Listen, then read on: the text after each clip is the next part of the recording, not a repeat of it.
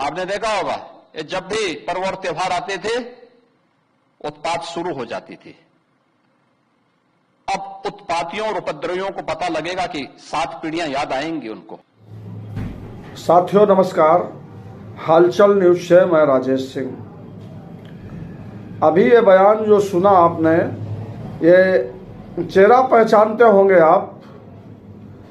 ये उत्तर प्रदेश के मुख्यमंत्री हैं, लेकिन जिस तरह की भाषा ये बोल रहे हैं तो ये विश्वास करना कठिन हो जाता है कि ये कोई गुंडा मवाली बोल रहा है या उत्तर प्रदेश का सीएम बोल रहा है, मुख्यमंत्री बोल रहा है। कभी कभी बुरी आदतें जाती नहीं लोगों की, तो उसके लिए उनकी डेंटिंग पेंटिंग करवानी पड़ती है कायदे से। एक जिम्मेदार पद पर बैठा हुआ आदमी क्या इस तरह की भाषा शोभा देती है? और ये पूरे देश में, सिर्फ उत्तर प्रदेश में ही नहीं, ये सब पूरे देश में हो रहा है, चल रहा है। अल्पसंख्यकों को 2ym दर्जे का नागरिक बना देने की पूरी तैयारी चल रही है। ये कहाँ ले जाना चाहते हैं देश को, किस तरफ ले जाना चाहते हैं? वो मौलाना भूल गया कि शासन किसका है। वो ये मानता था धमकी देंगे और हम जबरदस्ती जाम कर देंगे। हमने कहा जाम नहीं होगा, कर्फ्यू भी नहीं लगेगा, लेकिन कर्फ्यू का सबक तुम्हें ऐसा सिखा देंगे कि तुम्हारी आने वाली पीढ़ी दंगा करना भूल जाएगी।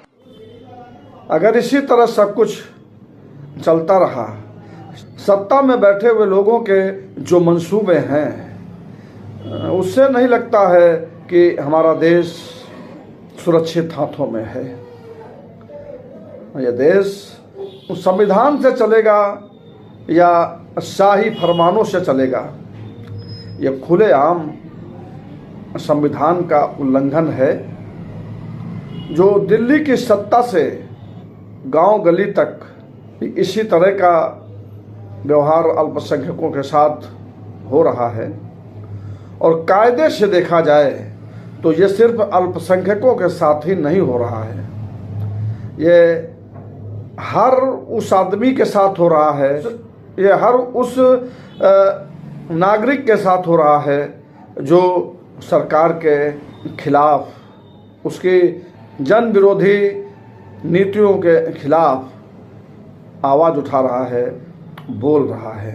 ये धर्म इनका हथियार है। आज जो हालात हैं, रोजगार पर बात नहीं हो रही है। देश में इस सत्ता के खिलाफ भयानक आक्रोश है, और उस आक्रोश को दबाने के लिए धर्म की आड़ ली जा रही है। सनातन की बात करने वाले ये लोग विश्व बंधुत्व की अवधारणा को, वसुधैव कुटुंबकम की थ्योरी को, सिद्धांत को नहीं जानते हैं और सनातनी होने का दावा करते हैं।